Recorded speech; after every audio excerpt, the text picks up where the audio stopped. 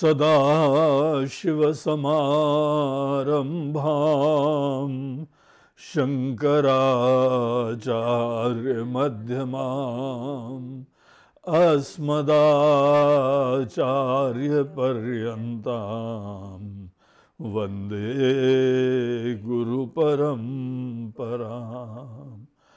श्रुतिस्मृतिपुराणानाम् आलयं करुणालयं नमामि भगवत्पादं शङ्करं लोकशङ्करम्। ॐ नमो ब्रह्मादिभ्यो ब्रह्मविद्यासम्प्रदायकर्तृभ्यो वंशऋषिभ्यो महद्भ्यो नमो गुरुभ्यः। सर्वोपप्लवरहितः प्रज्ञानघन प्रत्यगर्थो ब्रह्मैवाहमस्मि ब्रह्मैवाहमस्मि।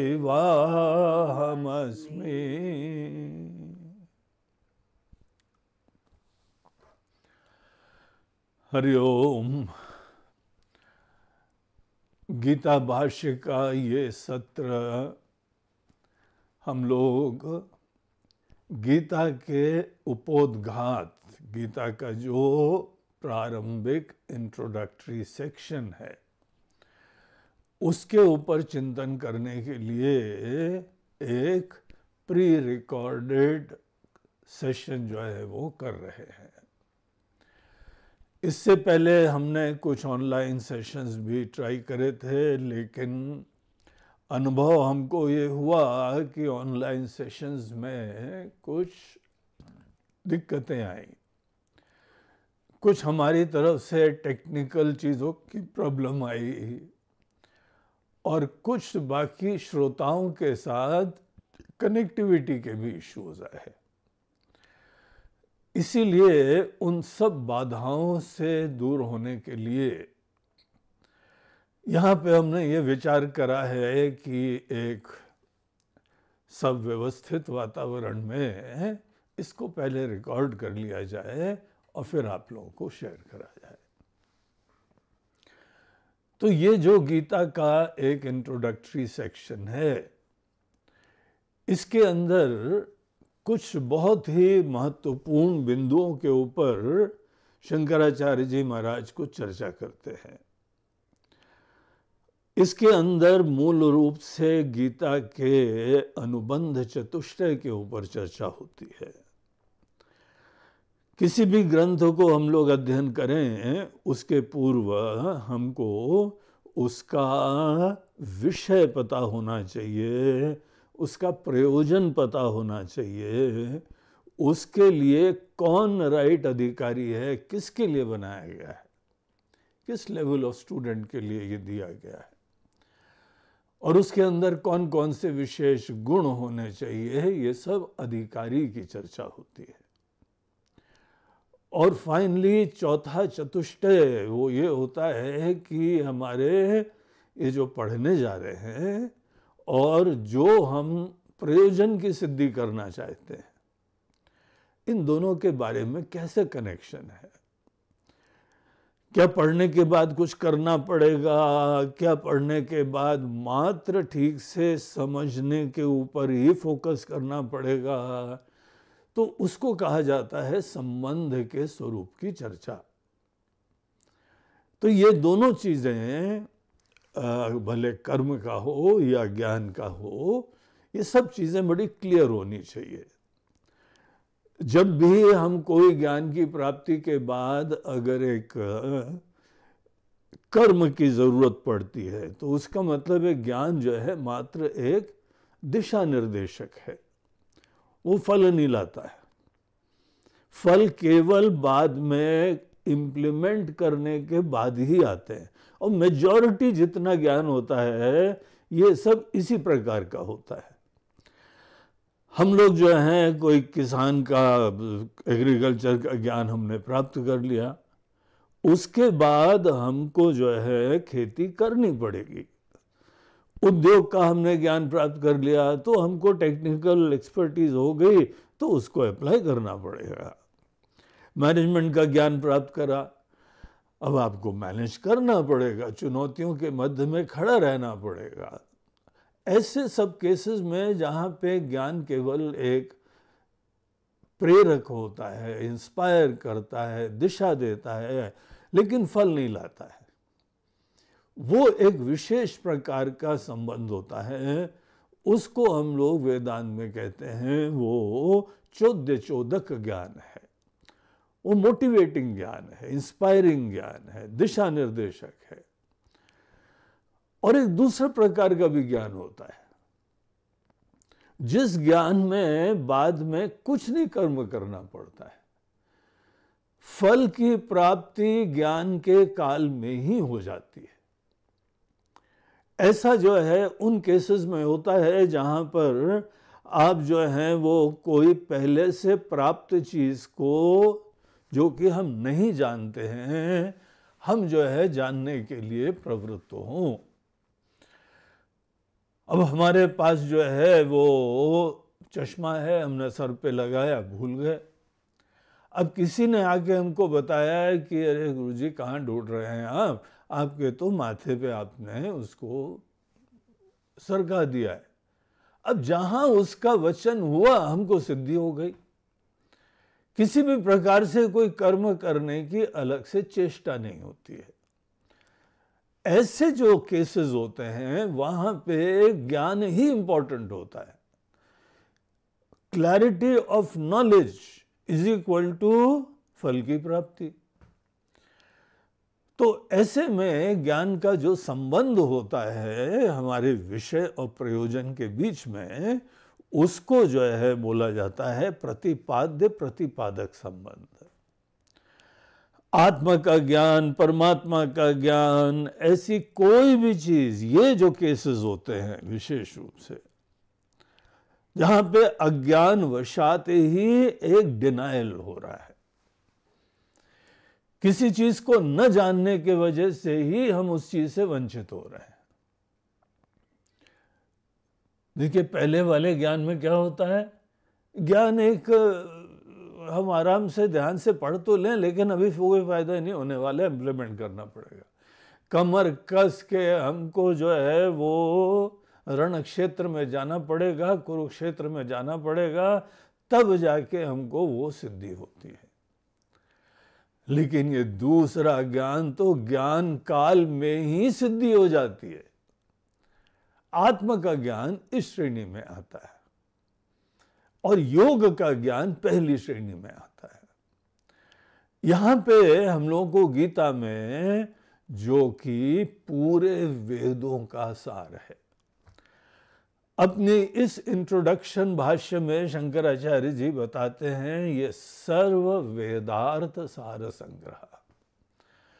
समस्त वेदार्थ इस भगवत गीता में है। That is why it is so important and precious. और वेदों के अंदर हमको मन को शुद्ध करना, सुंदर बनाना, उसकी भी विद्या आती है। और बाद में सुंदर मन से अपने हृदय में आत्मा को परमात्मा के तरीके से जान जाना, ये ब्रह्म विद्या, ये दूसरे प्रकार के संबंध की सूचक होती है। तो इस तरीके से ये चार अनुबंध होते हैं हम लोगों को। कोई भी ग्रंथ हो, अब गीता पढ़ने जा रहे हैं, उपनिषद पढ़ने जा रहे हैं, रामायण पढ़ने जा रहे हैं, भागवत पढ़ने जा रहे हैं, कोई भी ग्रंथ या अपने कोई स्पेशलाइज विषय, सब ज्ञान में सदैव एक रूल बना लेना चाहिए कि हमको अनुबंध चतुष्टय की क्लैरिटी हो। तो यही ग्रंथ को बांधते हैं, इसलिए बोलते हैं अनुबंध। इसी दायरे के अंतर्गत पूरा ज्ञान होता है। और जिसको अनुबंध चतुष्टय की क्लैरिटी होती है वो राइट प्रकार से अप्रोच करता है नॉलेज को, और वही लोग जो हैं ज्ञान के प्रॉपर बेनिफिशियरी बनते हैं। तो इस तरीके से यहाँ पे ये जो गीता का इंट्रोडक्शन का सेक्शन जिसको जो है उपोद्घात कहते हैं संस्कृत में, हिंदी में भूमिका कहते हैं। तो ये भूमिका का सेक्शन, ये इंट्रोडक्शन का सेक्शन बहुत ही सुंदर एक पीस ऑफ लिटरेचर है, थॉटफुल है, बड़ा इंसाइट्स हम लोगों को इसमें मिलते हैं। इसीलिए हम चाहते थे कि गीता के भाष्य का हमारे सब जो है वह भक्त लोग, शिष्य लोग, उनको एक सैंपल देना है। वैसे तो पूरी गीता के ऊपर आचार्य श्री ने ये सब चीज़ों का प्रतिपादन करा हुआ है, लेकिन यहाँ पे अगर किसी को भाष्य का परिचय मिल जाए, वैल्यू हो जाए, तो हमारा विश्वास है वो शनै शनै धीमे धीमे और इन चीज़ों में गहराई में जाएगा और इतने सुंदर अपनी धरोहर से लाभान्वित होगा। गीता के बारे में अनेकों प्रकार के विषय की चर्चा होती है। अब देखिए, पहला विषय हम लोग देखें कि गीता का बेसिक सब्जेक्ट मैटर है क्या। शंकराचार्य जी बोलते हैं उस समय भी, उनके समय बहुत सारे भिन्न भिन्न मतांतर प्रचलित थे कि गीता का आफ्टर ऑल ऑब्जेक्टिव है क्या। रण क्षेत्र में दी गई है। अर्जुन को जो है उस समय मन में मोह आ गया था, इसीलिए वो डिस्टर्ब हो गया था, हाथ पैर ढीले पड़ गए थे। कर्म के क्षेत्र में किसी व्यक्ति के अंदर डिप्रेशन आ गया, डिसएंथुजियाज्म आ गया, डिस्पोंडेंसी आ गई, स्ट्रेस आ गया, उस समय गीता दी गई थी। इसीलिए आज जहां जहां ये स्ट्रेस के प्रॉब्लम है, जहां जहां डिप्रेशन है, कोई एंथुजियाज्म नहीं है जीने का, कर्म करने का, पॉजिटिव एटीट्यूड्स नहीं होते हैं, वहां पे ये ही सबके लिए रामबाण दवा है, आशीर्वाद बन जाती है। तो क्या यहां पे गीता का ऑब्जेक्टिव हमको केवल कर्म में प्रेरणा देना है? बोलते इमीडिएट तो इश्यू वही था वहां पे, इसमें कोई शंका नहीं। लेकिन अगर हम लोग ऐसे किसी केस को समझे, उसको डायग्नोज करें, कोई व्यक्ति डिसएंथुजियाज्म क्यों उत्पन्न करता है, कोई व्यक्ति किसी कर्तव्य के क्षेत्र में अच्छी तरह से नहीं लग पाता है, तो क्यों नहीं लग पाता है? इसमें केवल इमीडिएटली माइंड के स्टेट की हैंडलिंग नहीं होती है, यहां पे कुछ और फंडामेंटल परसेप्शंस इन्वॉल्व है। कोई बहुत सारे सूक्ष्म पैरामीटर्स प्ले करते हैं रोल। हमको वही चीज तो डिस्टर्ब करती है जिस चीज के बारे में हमारी बड़ी पराधीनता है, हमारी बड़ी एंजाइटी है, बड़ा महत्व है, हमारे लिए है, हमारी खुशी के लिए है, हमारी सुरक्षा के लिए है, हमारे सपने के लिए है, हमारे लिए कोई बाहर की चीज है। तो यहां पे वही व्यक्ति सदैव कोई तनाव से, स्ट्रेस से युक्त होता है जिसके अंदर कोई बाहर के लक्ष्य की प्राप्ति की उत्कंठा है एंड समहाउ वो हो नहीं पा रहा है, तो उसको बेचैनी होती है।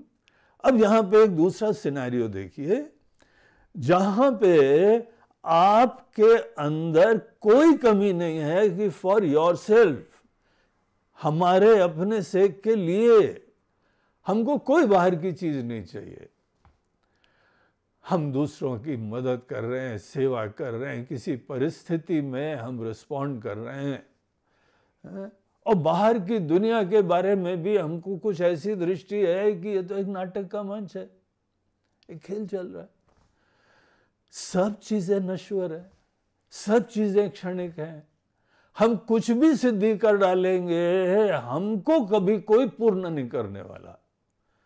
That is the truth of the world. यहां कोई भी हम धन दौलत, नाम शोहरत, भोग विलास कुछ भी प्राप्त कर लें, as far as I am concern, हमारा जो प्याला है जैसा है वैसे ही रहता है। थोड़ा बहुत मन की संतुष्टि हो जाती है, लेकिन वो सीकिंग इट एंडलेसली कंटिन्यूस। और ये बात जल्दी जल्दी कोई रियलाइज ही नहीं करते हैं, इस एस्पेक्ट को देखते ही नहीं है। सफलता के पहले भी हम सीकर थे, सफलता के बाद भी सीकर ही बने रहते हैं। शुरुआत में क्रिएट करते हैं, उसके बाद टेंशन रहता है कि सस्टेन करो और विस्तार करो। कौन से दुनिया के योद्धा लोगों ने एक विजय प्राप्त करने के बाद अपने मन में कोई मुक्ति प्राप्त कर ली? फिर और जो हमने बना लिया है उसको सस्टेन करना है। तो इट्स एन एंडलेस गेम। और अगर हम पराधीन हैं तो हम जीवन भर मुक्त नहीं होंगे। इसीलिए कहा जाता है जो आदमी बाहर से ही सुख प्राप्त करना चाहता है उसको जन्म मरण का अंतहीन चक्र से गुजरना पड़ेगा। कुछ भी हम प्राप्त कर लें तो भी बाहर की चीजों में डिपेंड होना पड़ेगा। And at the end of the day हम वही प्यासे के प्यासे, हम वही सीकर के सीकर।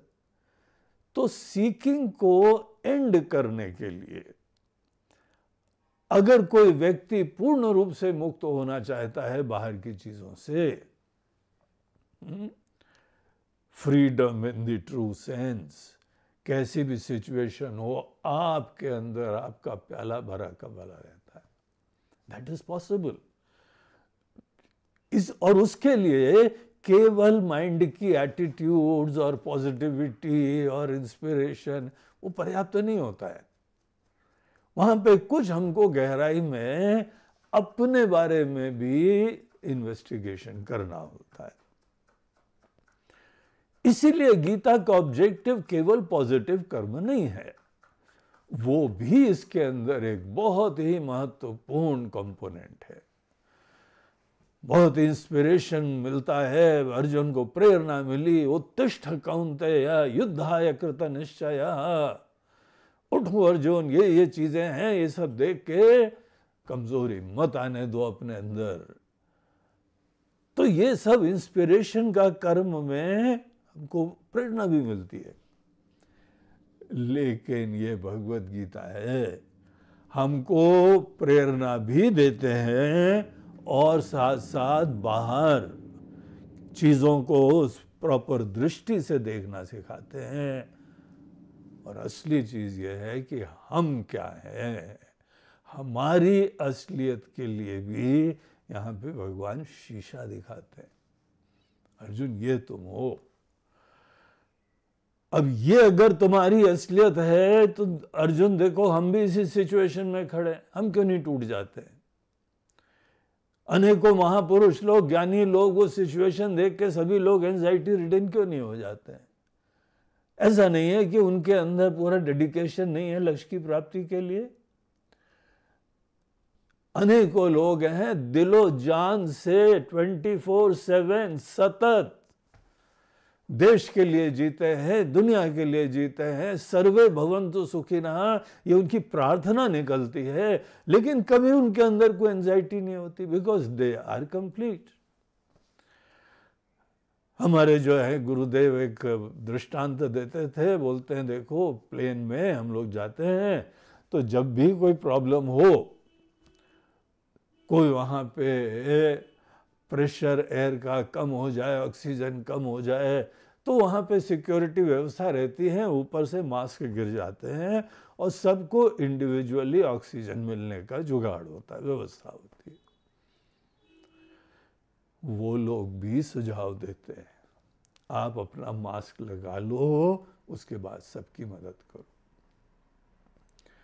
आप खुद अपने अंदर दीनता, हीनता, छोटापना, इनसिक्योरिटी इसको हैंडल करो, then you will be more competent और अच्छी तरह समर्थ हो जाओगे बाहर की अनेकानेक चीजों को निस्वार्थ रूप से, निडरता से निपटने के लिए। तो ये आत्म का ज्ञान हमारे जीवन में मूल रूप से जड़ है। कर्म का ज्ञान, पॉजिटिविटी, इंस्पिरेशन, दैवी गुण, ये सब बहुत ही आवश्यक चीजें हैं प्रारंभ में।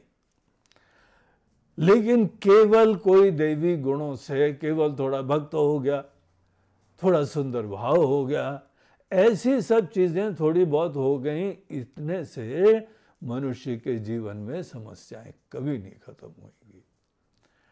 तो गीता में कंप्लीट पैकेज मिलता है,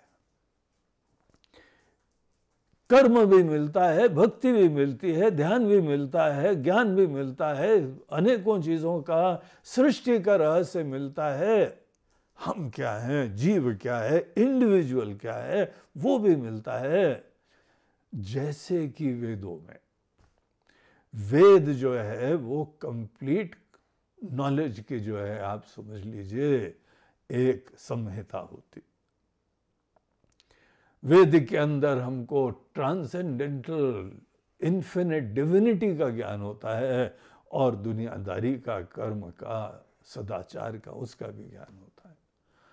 बेसिकली वेदों के दो विषय होते हैं, ब्रह्म ज्ञान और धर्म ज्ञान। धर्म ज्ञान में कुछ करना होता है, और ब्रह्म ज्ञान में कुछ नहीं करना होता है, केवल जानना होता है।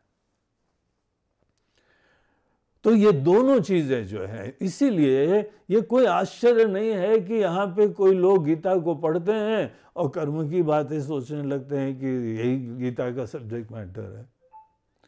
कोई लोग जो है गीता के अंदर पढ़ के बोलते भगवान की भक्ति ही करना है, यही गीता का सब्जेक्ट मैटर है।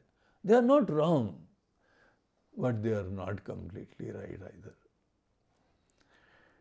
ये वही बात है जो 7 अंधे लोग जो हैं, उन्होंने हाथी को देखा और बाद में अपना डिस्क्रिप्शन वो दूसरों को बताते हैं जाके, हम हाथी देख के आ रहे हैं, हाथी को छू के आ रहे हैं। बोला अच्छा, तो आप बताइए हाथी कैसा है। तो एक ने बोला कि हाथी तो जो है इट्स अ बिग वॉल। अब उन्होंने पेट के ऊपर हाथ रखा था तो हाथी उनको एक दीवार की तरह दिखाई पड़ा। एक को हाथी जो है पैर को पकड़ा था तो खंबे की तरह दिखाई पड़ा। एक ने कान को छुआ था तो सूप की तरह दिखाई पड़ा। एक ने सूंड को पकड़ा था तो अलग डिस्क्रिप्शन, पूंछ को पकड़ा तो अलग डिस्क्रिप्शन। तो इस तरीके से they are not wrong, but they are not completely right either. और आधा अधूरा ज्ञान ही हमारे समस्याओं का कारण होता है। आज भी अगर दुनिया में चिंता, तनाव, शोक प्राप्त होता है, उसके पीछे भी कारण यही है कि हमको अपना भी अधूरा ज्ञान है और इस दुनिया, इस जीवन का भी अधूरा ज्ञान है। अगर आधे अधूरे ज्ञान का यही परिणाम आता है कि आदमी दुखी रहता है, एंजाइटी रिटर्न रहता है, गीता का भी अधूरा ज्ञान प्राप्त करके कौन सी मुक्ति मिलेगी। इसीलिए गीता के सब्जेक्ट मैटर के बारे में बहुत ही गंभीरता से विचार करके आदमी को क्लैरिटी लानी चाहिए। और आचार्य बोलते हैं कि हम पूरा निश्चय करो, तात्पर्य का जो है निश्चय करने के लिए आद्योपांत, आदि से अंत तक गीता का ध्यान से चिंतन करो, तब निष्कर्ष निकलता है कि गीता का सब्जेक्ट मैटर क्या है। और हमारे दृष्टि से केवल गीता ही नहीं, जैसे समस्त वेदांतों का, जीवन के रहस्य के प्रतिपादन करने वाले शास्त्रों का, उपनिषदों का, उपनिषदी वेदांत होते हैं, उनका सब्जेक्ट मैटर आत्मज्ञान ही होता है। गीता का भी सब्जेक्ट मैटर आत्मज्ञान ही है।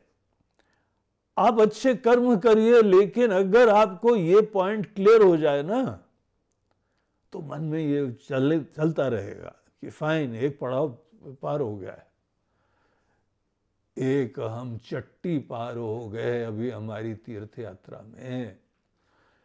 लेकिन this is not the be all and and all.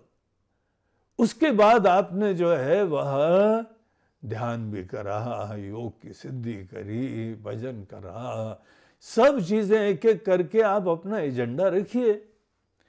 लेकिन अगर आत्मा का ज्ञान ही अल्टीमेट मुक्ति का पर्याय है, जगने का पर्याय है, तो क्या इसका परिणाम होगा? इस समझ का क्या परिणाम होगा?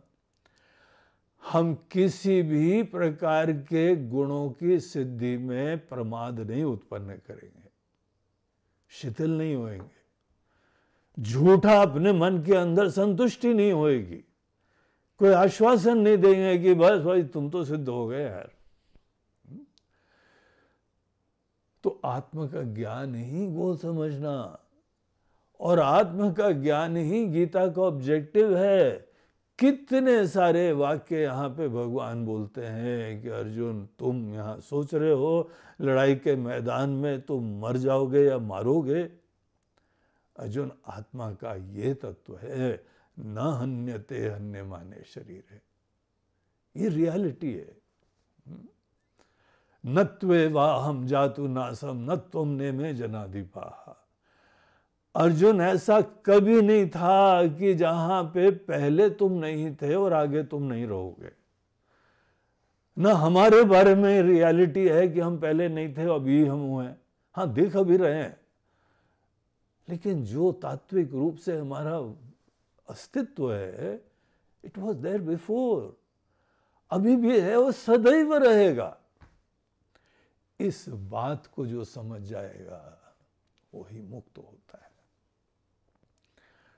तो इस तरीके से भगवत गीता का जो विषय है, हम लोग पहले अनुबंध के होगा सार बता रहे हैं, फिर हम लोग प्रवेश करेंगे।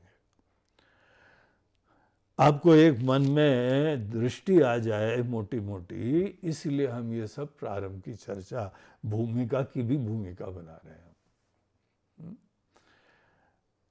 और जो इसका जो है विषय, हमको कर्म के क्षेत्र में पॉजिटिव रूप से कर्म करने के द्वारा माइंड को दैवी गुणों से, पॉजिटिविटी से युक्त करना, सुंदर बनाना, मन मुकुर सुधारी करना, और फिर यहाँ पे ये भी सब्जेक्ट मैटर आता है कि आत्मा का ज्ञान प्राप्त करना।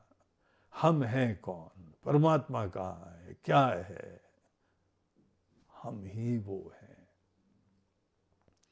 इस तरीके से ये दोनों विषय यहां पे, इसीलिए आप हर अध्याय के अंत में देखेंगे इति श्रीमद् भगवद गीतासु उपनिषत्सु ब्रह्म विद्यायाम योग शास्त्रे। तो ब्रह्म विद्या और योग शास्त्र दोनों यहां पे प्रतिपादित है। ब्रह्म विद्या मतलब आत्मा की रियलिटी ब्रह्म की तरीके से जान जाना, और योग शास्त्र मतलब वो विद्याएं जो मन को सुंदर बनाती, सात्विक बनाती है, पॉजिटिव बनाती है। हम लोग के वहां भाषा सात्विकता की है, आप गीता में आगे चल के देखेंगे। तो ये यहां विषय हो गया, और उसका प्रयोजन क्या हो गया, दोनों लक्ष्य से प्रयोजन भी क्लियर हो गए। अधिकारी कौन है, जो प्रॉब्लम से युक्त है, जो हम्बली रियलाइज करता है हमको नहीं पता है और हमको पता करना है। जिस व्यक्ति के अंदर भी इस ज्ञान की सिंसियरिटी होती है, उत्कंठा होता है, और अज्ञान के रियलाइजेशन से ह्यूमिलिटी होती है। अज्ञान का रियलाइजेशन एक बहुत अद्भुत सी चीज होती है। जिस व्यक्ति को भी ये पता लगता है कि हमको कितना कम पता है, वो काहे का अभिमान करेगा। और जिस व्यक्ति को ऐसी धारणा है कि हम तो बहुत समझ गए, तो उसका ऑरा ही अलग दिखाई पड़ता है। वैसी हवा में जीता है, नाक ऊपर करता है, जमीन पे पैर नहीं पड़ते हैं, आम आदमी से मिलेगा नहीं, we are of a different class all together. तो ये सब जो है ना अभिमान की वहां पे हवा होती,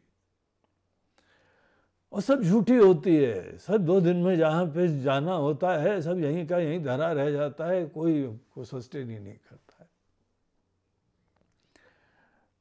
तो ऐसा प्रयोजन सिद्ध करना और ये अधिकारी होना अज्ञान के रियलाइजेशन से, ह्यूमिलिटी सबसे बड़ी चीज है।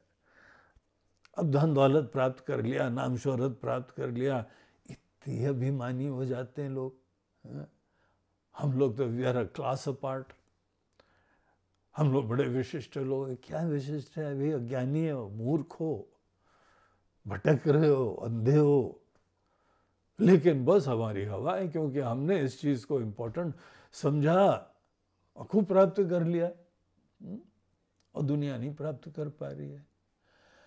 हमारा बड़प्पन सदैव रिलेटिव रहता है। बड़ी गाड़ी खरीदी, गाड़ी का सुख तब तक होता है जब दूसरे लोग को हम छोटी छोटी गाड़ी, स्कूटर या साइकिल पे चलता देखें, बड़ा मजा आता है। अब हमारे पड़ोसी ने जो है ना हमसे 4 गुना लंबी गाड़ी ले ली, महंगी गाड़ी ले ली। अब सोच ली स्टेट ऑफ माइंड क्या होता है, सब हवा निकल गई। अभिमान सदैव पराधीन रखता है हमको। अभिमान दूसरों की दीनता की अपेक्षा करता है। या तो अपने पुराने दिन याद करके तुम खुश होते जाओ, या दुनिया के छोटेपने को देख के अपनी पीठ थपथपाते जाओ। तो ऐसे जितने लोग हैं जिनमें अभी विनम्रता, जिज्ञासा नहीं आई है, they are not yet ready for any knowledge. तो अधिकारी जो है उसके अंदर क्या क्या होना चाहिए? अर्जुन जैसे लक्षण होने चाहिए। महाभारत के अंदर इस पूरे दिव्य उपदेश को डालना अर्जुन के कैरेक्टर को रिवील करने का ऑब्जेक्टिव होता है।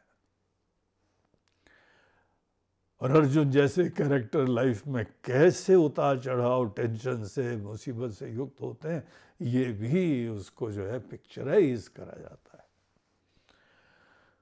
और बड़े भयंकर सी सिचुएशन आती है हर व्यक्ति के जीवन में। ऊपर से बड़े खाते पीते हैं, उनके टेंशन अलग होते हैं, इसीलिए ये अमीरों की बीमारी है। हाइपरटेंशन, डायबिटीज, हार्ट अटैक्स किसको आते हैं? जो निश्चिंत होता है उनको ये सब थोड़ी होता है। तो डेफिनेटली ऐसे सब सो कॉल्ड अमीर, संपन्न, धनाढ्य ऊपर से बड़े सिद्ध दिखाई पड़ते हैं, लेकिन सच्चाई ये है भगवान के दृष्टिकोण से ये अभी भी अंधकार में पड़े ठोकरें खा रहे हैं। अधिकारी वो है जो अपने अज्ञान को रियलाइज करके ज्ञान की प्राप्ति के लिए खुद इनिशिएटिव लेके आगे चलता है। देखिए ये हम लोगों को जीवन में दिखाई पड़ता है। आप बहुत ही ज्ञान से फैसिनेट हो गए, आप चाहते सबको ज्ञान दो। सब हमारे रिश्ते नाते, दोस्त, परिवार के सब लोगों को जमा करते हैं गुरु जी, और सब लोगों को जो है वो ज्ञान दे दीजिए आप। हम पहुंच गए, अब क्या होता है? आपको क्या रियलाइज होता है? हाँ, ज्ञान बड़ा अच्छा था, बड़ा बढ़िया था, वो कितना अच्छा दिन निकल गए, हमारा पूरा कैंप अच्छा हो गया। फाइनल टेक अवे क्या होता है? कोई टिका इसमें? कोई डेडिकेट हो गया? They are not yet ready. अपने अज्ञान का एहसास भी नहीं है। वो तो सुरूर में है कि हमने बड़ी सिद्धि प्राप्त कर ली है। हमको जानना नहीं है, तुमको देखना है हमारे अचीवमेंट्स। उस लेवल के ऊपर है। जिज्ञासा ही नहीं है, श्रद्धा ही नहीं है, उत्कंठा ही नहीं है। किसी भी ज्ञान के लिए स्टूडेंट के मन में विनम्रता, उत्कंठा, जिज्ञासा, कड़ी मेहनत, सब चीजें, गुरु के पास इनिशिएटिव लेके खुद जाना, दैट इज द अल्टीमेट। इसको हम लोग बोलते हैं गुरु उपसदन। आप क्या ऐसी स्टेट में आए हैं कि आप अपनी तरफ से इनिशिएटिव लेके आगे जाएंगे? कि गुरु आपके घर में आ जाएं, गुरु आपकी जो है शहर में आ जाएं, आपके गांव में आ जाएं, हिमालय से आ जाएं, आपके घर में प्रसाद दे दाके आपको चले जाएं। आप घर भी मत छोड़ो, कंफर्ट भी मत छोड़ो, अपनी हवा भी मत छोड़ो, और उस चीज को अपेक्षा करो कि कोई रिकॉग्नाइज करता जाए। They are not yet ready for knowledge. अधिकारी की काफी विस्तृत चर्चा हम लोगों के सभी वेदांत शास्त्रों में होती है। यहां पर एक सिंपल फॉर्म में आप ये समझ लीजिए, अगर आप अर्जुन हो गए तो आपको गीता मिलेगी। और अर्जुन होने का मतलब यह है कि लड़ाई के पहले भी उसका विवेक देखिए। जिस समय दुर्योधन और अर्जुन दोनों भगवान कृष्ण के पास गए, एक को केवल धन दौलत और बाहर की सेना समृद्धि यही दिखाई पड़ता था ना। दुर्योधन ने यही चॉइस एक्सरसाइज करी, हमको तो भगवान ये सब चाहिए। भगवान ने यही डिवाइड कर दिया था, एक तरफ हमारी सेना रहेगी, एक तरफ हम निहत्ते रहें, क्या चाहिए बोलो। जैसे वो भी खुद टेस्ट करना चाहते थे कि तुमको ज्ञानी चाहिए कि ज्ञानी के हाथ का तुमको मल चाहिए। ज्ञानी लोगों ने जो जो उपलब्धि कर दी है, तुमको उससे ज्यादा फैसिनेशन है कि ज्ञान से ज्यादा फैसिनेशन है। अर्जुन ने बगैर शंका के ज्ञान को महत्व उस समय भी दिया था। बोला प्रभु हमको केवल आप चाहिए, आप हमारे सारथी बनिए, हमारे सहायक रहिए, हमारे साथ रहें। हमको हर पल पे गाइडेंस जरूरत होती है, वो हमारे लिए ज्यादा क्रिटिकली इंपॉर्टेंट चीज है। केवल बाहर की सिद्धि कर ली, वो सब छोटी छोटी बातें। ये ज्ञान, ये विवेक अर्जुन ने पहले ही परिचय दिया था। और उसका परिणाम हुआ कि लाइफ के एक बड़े क्रिटिकल मोमेंट में जब वो तो हाथ पैर ढीले पड़ के उसने छोड़ने का निश्चय कर लिया, राइट नॉलेज से ही वो दोबारा खड़ा हुआ और इतिहास बन गया। तो इस तरीके से अधिकारी कौन होना चाहिए, ये सब चीज भी हमको गीता में अनेकों प्रकार से पता लगती है। और फाइनली जो संबंध बताया था हमने, योग में मन की शुद्धि का जब तक एजेंडा है, वहां पे जो है वो चोदक संबंध होता है। कर्म में, भक्ति में, ध्यान में, जहां भी कुछ करना होता है वहां पे हमको राइट दिशा, इंस्पिरेशन, गाइडेंस, वो उसकी इंपॉर्टेंस ज्यादा होती है। क्रियान्वयन की, एग्जीक्यूशन की, इम्प्लीमेंटेशन की, उस ज्ञान में जहां कर्म होता है। और यहां पर एक वो भी संबंध आता है आत्मज्ञान का, जहां पे हमको हमारा परिचय दे दिया जाता है। उसमें कौन सा कर्म करना है। एक भक्त तो प्रार्थना करता था, मुझको मुझसे मिला दो मेरे राम जी, हमको हमसे बस मिला दीजिए, यही हमारा गोल है। उसमें कोई कर्म नहीं होता है। तो एक बड़ा विशेष प्रकार का नॉलेज होता है जहां पे ये सब कर्म नहीं होता है। तो इस तरीके से ये अनुबंध चतुष्टय है, विषय, प्रयोजन, अधिकारी और संबंध। जैसे हमने यहाँ पे इसके एक ओवरव्यू आपको दिखाया, उसी चीज को यहाँ शंकराचार्य जी समझा के हमको डिटेल में दिखाते हैं। तो उनका जो है ये कमेंट्री चालू होती है, ये भाष्य बोलते हैं। शंकराचार्य जी की जो कमेंट्रीज होती है ना, उनको भाष्य नाम दिया जाता है। भाष्य is a special kind of commentary, very discipline, focused, जहाँ शब्द, शब्दार्थ, लक्ष्यार्थ, सब चीजों के ऊपर जो है वो प्रकाश डाला जाता है। वहां उनकी मनमर्जी नहीं होती है, वहां पूरा डिसिप्लिन से शास्त्र के ऊपर ही फोकस होता है। तो ये भाष्य में वो शुरुआत करते हैं एक श्लोक से, जिस श्लोक के अंदर ईश्वर कौन होते हैं बस केवल उसकी चर्चा करते हैं। कोई नमस्कार नहीं, हमारी प्रार्थना स्वीकार करो, हम अच्छी तरह कर लें, कुछ भी नहीं। ईश्वर की अवेयरनेस लाना सबसे बड़ी जो है वो मंगलकारी चीज है, वो मंगलाचरण हो जाएगा। तो बड़ा यूनिक सा यहाँ एक परिचय मिलता है शंकराचार्य जी की राइटिंग्स में। तो बोलते हैं कि हम लोग दुनिया और दुनिया के अंदर धर्म, ये सब चीजों के ऊपर चिंतन करेंगे, लेकिन पहले दुनिया बनाने वाले का थोड़ा सा विचार कर ले। तो उन्होंने ये श्लोक लिखा है, बड़ा अच्छा श्लोक है, सब लोग याद करें। इसको जो है अपने अपने भगवान के स्मरण के लिए आप इनकॉर्पोरेट करिए।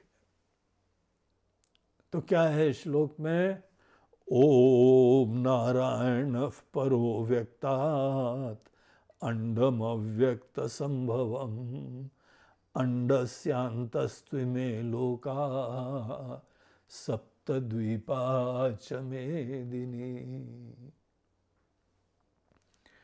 बोलते हैं यहाँ दुनिया में एक ही परम सत्य है, उसका अपने आप में कोई नाम नहीं है, कोई रूप नहीं है। वेदों में उसको प्रतिपादित करा गया है। वेदों के खासकर अंतिम सेक्शन शिरोभाग, जिसको वेदांत कहते हैं। वेद का शिरोभाग होने के वजह से उस ही को, ज्ञान के खंड को, उसको वेदांत कहते हैं। और वो जो है उपनिषद, उनको अपने आप में उन सेक्शंस को कहा जाता है। तो ये उपनिषदों में प्रतिपादित परम तत्व, जैसे कोई यही वैज्ञानिक लोग शोध करते रहते हैं, व्हाट इज द रियलिटी। और अनेकों लोग आजकल जो है ये सब हायर फिजिक्स के रिसर्चर्स उपनिषद आदि भी पढ़ते हैं, किताबें पब्लिश्ड है। हमारी भी एक नज़रों में आई बड़ी अच्छी किताब न्यूक्लियर फिजिक्स, फिजिसिस्ट डॉक्टर कपरा, बहुत सारी हैं जो हमारे नज़र में आए, हम उसकी चर्चा कर रहे हैं। उन्होंने कंपैरेटिव स्टडी करी, this is the direction of science, ये हमारी रिसर्च हो रही है और ये उपनिषद ने परम सत्य के बारे में प्रतिपादन करा हुआ है। एंड ही सेज हम लोग तो अभी भी हाथ पैर मार रहे हैं, क्या है, and look at these fellows, ये प्रतिपादन कर रहे हैं, लक्षण दे रहे हैं, and that is all validated by science today. Not everything, हम लोग तो भी बड़े इनिशियल स्टेज में हैं, लेकिन ये लोग जो हैं दे आर जस्ट ऑसम। उपनिषदों में परम तत्व के बारे में प्रतिपादन है, वहां उसके लिए नाम यूज होता है ओम। तो उसी ओम से उसकी अवेयरनेस लाके ये श्लोक का प्रारंभ करते हैं। तो उसको हम लोग ब्रह्म भी बोलते हैं। अब कोई ना कोई नाम यूज करना पड़ता है। ये ध्यान रखिए कि जहां किसी के लिए कोई नाम यूज करेंगे वो लिमिट होती है चीज। अब हमने जो है किसी गाय को गाय कहा, देखिए गाय उसको लिमिट कर देती है, ये इन्हीं डिस्क्रिप्शन, इन्हीं विशिष्टताओं से युक्त प्राणी है, वो लिमिट हो गया। दूसरे शब्दों में ये हाथी नहीं है, ये घोड़ा नहीं है, ये कुत्ता नहीं है, ये बिल्ली नहीं है, यू हैव निगेटेड एवरीथिंग एक वर्ड यूज करने मात्र से। एक व्यक्ति डॉक्टर बोला, इसका मतलब कि आपने कितनी सारी चीजें बता दी, ये इंजीनियर नहीं है, ये आदमी नेता नहीं है, ये आदमी जो है आर्टिस्ट नहीं है। एक वर्ड यूज करने पे हम किसी भी चीज को लिमिट कर देते हैं। अब परम सत्य जो कि सब कुछ बनता है और अपने आप में सबसे रहित होता है, क्या नाम यूज करेंगे। वो सब गुण धारण कर सकता है, लेकिन अपने आप में उसके कोई गुण नहीं है। इट्स लाइक प्रिज्म, प्रिज्म का कोई रंग नहीं होता, इसीलिए कोई भी रंग धारण कर सकता है। तो वो जो परमात्मा है ना ओम, उनका डिस्क्रिप्शन भी इट इज जस्ट इम्पॉसिबल। उपनिषद की भाषा यह है कि यतो वाचो निवर्तन्ते अप्राप्य मनसा सह, जहां से वाणी भी वापस आ जाती है, मन भी कंसेप्चुअलाइज नहीं कर सकता, वो भी वापस आ जाता है। Yet it can be known, yet it can be realised, लेकिन शब्द बड़े सोच समझ के यूज करो। शब्दों में एक वर्ड मीनिंग होती है, फिर एक शब्दों में इम्प्लाइड मीनिंग होती है। ये सब अनेकानेक रहस्य फिलॉसफी में पढ़े जाते हैं, लेकिन उसको बेस्ट नाम, बेस्ट संकेत, लक्षणा ओम होती है। तो ओम की अवेयरनेस लाते हैं, जो जानते हैं वो ओम की अवेयरनेस ले आते हैं, उसको परमात्मा बोल देते हैं, निर्गुण निराकार। और इनके पास एक बहुत अद्भुत सी शक्ति, क्रिएटिव शक्ति होती है। क्रिएटिव भी होती है, डेल्यूडिंग भी होती है, इस प्रकार से कंफ्यूजिंग भी होती है, उसके अनेकों डायमेंशंस होते हैं। शक्ति का सात्विक कंपोनेंट, राजसी कंपोनेंट, तामसी कंपोनेंट, ये सब उसके अंदर होता है। तो उसके अंदर जो एक क्रिएटिव दुनिया क्रिएट कर देती है, ऐसी एक अद्भुत सी शक्ति है उसी परमात्मा के अंदर निहित है, वो अलग नहीं उनसे। तो ऐसी शक्ति रहती है, जब वो धारण करते हैं तो उन्हीं को ईश्वर कहलाता है। ब्रह्म वो मानो अभी भी उनके अंदर कोई क्रिएशन की प्रेरणा भी नहीं है, जरूरत भी नहीं है, इस कंप्लीट सुप्त शक्ति है। और फिर इस डिस्कशन से के लिए आप समझिए कि उन्होंने शक्ति इन्वोक कर ली, वील्ड कर ली, उनको हम लोग ईश्वर कहते हैं, उन्हीं को यहां नारायण कह रहे हैं। वो नारायण है, ईश्वर है। ईश्वर इज अ स्टेज जहां पे परमात्मा ने अपनी माया शक्ति धारण कर ली। आशीर्वाद सदैव ईश्वर देते हैं, ग्रहण केवल ईश्वर होते हैं। नाम अब ईश्वर का हम ले सकते हैं, कुछ ना कुछ डिस्क्राइब कर सकते हैं, गुण बता सकते हैं, लेकिन ब्रह्म में शब्द फेल हो जाते हैं। एनीवे, यही ओम नारायण, और इनसे ही सृष्टि प्रारंभ होती है। परमात्मा ने अपनी माया शक्ति धारण कर ली, माया के अंदर पूरा दुनिया का सृष्टि का गेम प्लान होता है। जैसे आर्किटेक्ट हमको देता है ना प्लान, उसने विजुअलाइज कर लिया कि ऐसा ऐसा बनाना है, वैसे ही शुरुआत में मन के अंदर एक क्लियर संकल्प उत्पन्न करा कि हमको ऐसी सृष्टि बनानी है। बीज सब उनके मन में है। जब बीजावस्था होती है वो ईश्वर में होती है। पोटेंशियली द एंटायर क्रिएशन और जितने जीव, जितने कॉस्मॉस, ग्रह, नक्षत्र, सब पोटेंशियली उनके मन में होते हैं। जब बीजावस्था में होते हैं तब उन्हीं को जो है माया शक्ति अव्यक्त रूप में है, और ईश्वर अव्यक्त माया से युक्त है। जब ये प्लान क्लियर होता है कि ओके अब हमको ये बनाना है, प्लान पूरा हो जाए, तब उनको हिरण्यगर्भ कहा जाता है, ब्रह्मा जी कहा जाता है। तो ब्रह्मा जी को एजेंडा क्लियर मिल जाता है कि ब्रह्मा जी एज दो ईश्वर उनसे बोल रहे हैं, वही वो बनते हैं, वैसे अलग नहीं है। लेकिन एक लेवल पे in creation could be anything, second level पे क्रिएशन इज नॉट डिफाइंड। वो ब्रह्मा जी होते हैं, वो हिरण्यगर्भ होता है, और वो सृष्टि का जो है पूरा एग्जीक्यूशन बनाने का कार्य चालू करते हैं। उनका एजेंडा क्या है? अव्यक्त प्लान को व्यक्त करना। अनेकों जो मीटिंग की आप लोगों के बोर्ड रूम में चर्चाएं हुई हैं, now that has to be executed and implemented. बहुत ही सूक्ष्म काम है, बड़ा महान काम है। You need real good specialist for this work, a dedicated class of people. उनके पास ये एक्यूमेन होती है कि एक आइडिया को इम्प्लीमेंट करना, संकल्प से सिद्धि करना, और वो जो है फाइनली क्रिएशन उत्पन्न कर देते हैं। अव्यक्त अव्यक्त हो जाता है।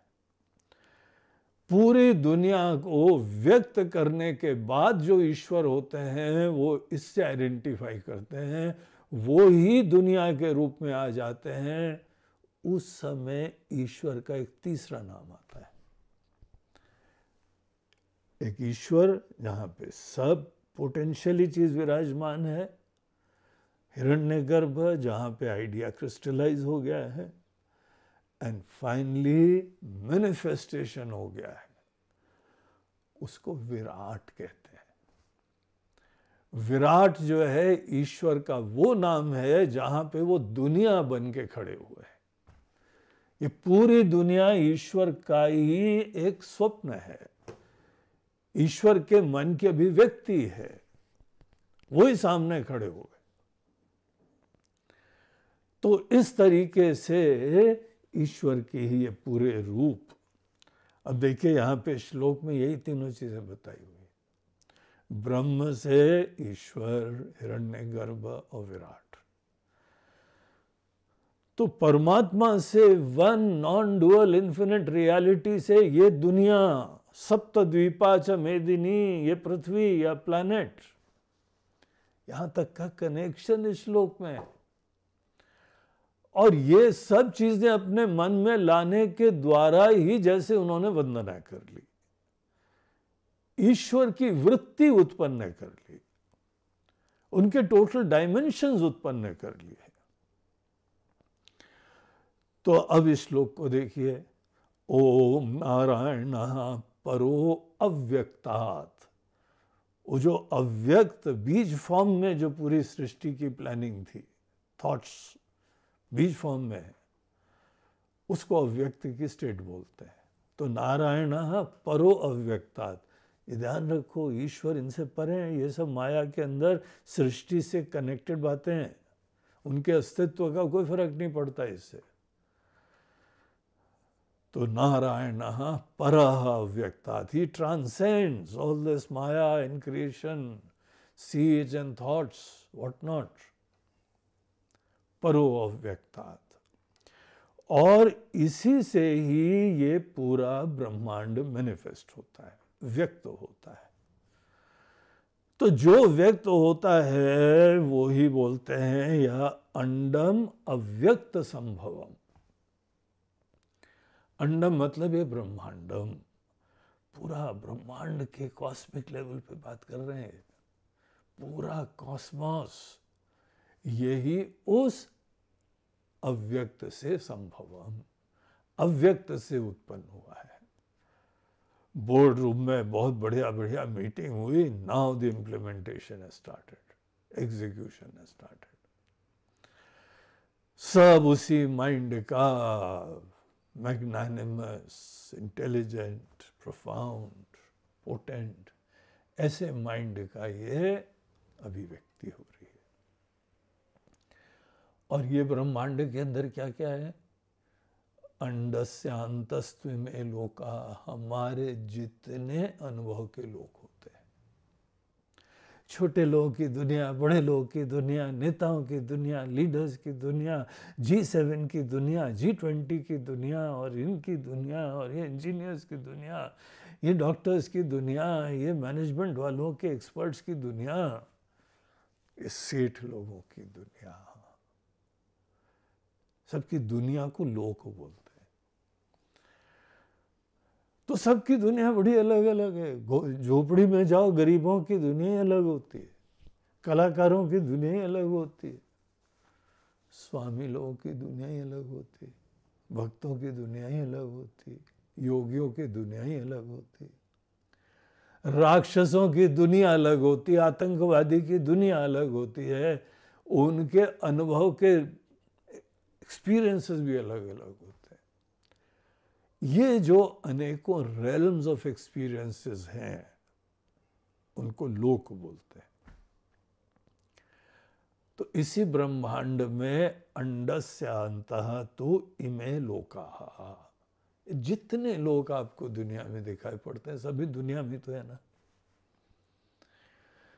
और ये तभी हो पाए जब दुनिया बनी। दुनिया तब बनी जब वहां पे प्लानिंग हुई थी, विचार हुआ था। और विचार से पहले वो एक दिव्य सत्ता थी। तो वो पूरा क्रम दिखा रहे हैं।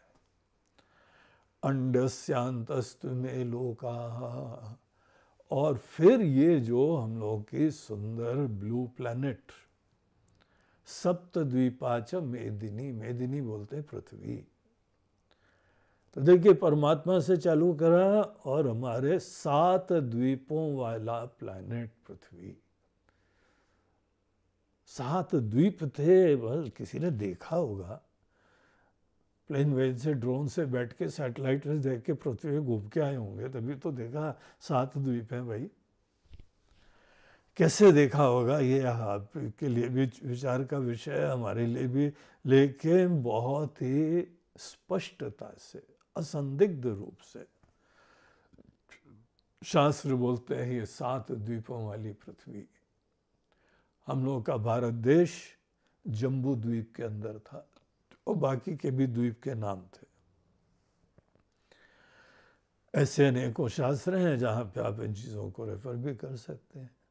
ये 7 द्वीपों वाली हम लोगों की पृथ्वी, उनसे ही सब उत्पन्न हुई है। देखिए ऐसे सर्वव्यापी परमात्मा की दृष्टि, सृष्टा रूपी परमात्मा, सर्वव्यापी परमात्मा, और वो ही निमित्त हैं और वो ही उपादान भी है।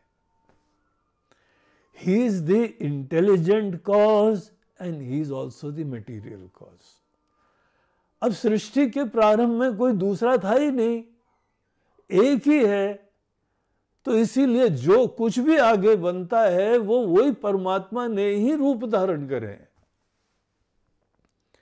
पूरी पृथ्वी हमारे लिए जो है बड़ी पवित्र हो जाती है, पृथ्वी के सब प्राणी लोग पवित्र हो जाते हैं। ये वेदांत ही है जो डंके की चोट पे उद्घोष करता है सर्वम खल्विदम ब्रह्म। जो हिंदू धर्म के ऊपर ये जातिवादी का आक्षेप लगाते रहते हैं वो सब अज्ञानी लोग हैं।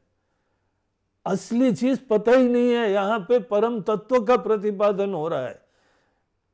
वर्ण जाति आदि व्यवस्था तो समाज में कर्म के क्षेत्र का कोई निर्धारण करने का एक तरीका था। That is not the be all of and all. ये हमारे जो है दर्शन का मूल प्रयोजन ही नहीं है, और उसी से जो है नेतागिरी करते रहते हैं। एनीवे वो सब चीजें हमारे यहाँ चिंतन का विषय नहीं है, अनेकों झमेले हैं अज्ञान के वजह से। लेकिन ईश्वर देखिए सब के अंदर व्याप्त हैं, सभी ईश्वर से। जैसे लहरें सागर से आई हैं, वैसे पूरे ब्रह्मांड, देवी देवता, मनुष्य, प्राणी, सब, पशु पक्षी, देव असुर, सब इसी से आते हैं। ऐसे परमात्मा की अवेयरनेस सबसे मंगलकारी होती है। आप अपने भगवान को ऐसे देखिए। और फिर आचार्य भाष्य चालू करते हैं, बोलते हैं जगत का निर्माण करा किसने करा, ये हमारा इच्छा थी संकेत करने की। एक श्लोक मार एज ब्रीफली एज पॉसिबल।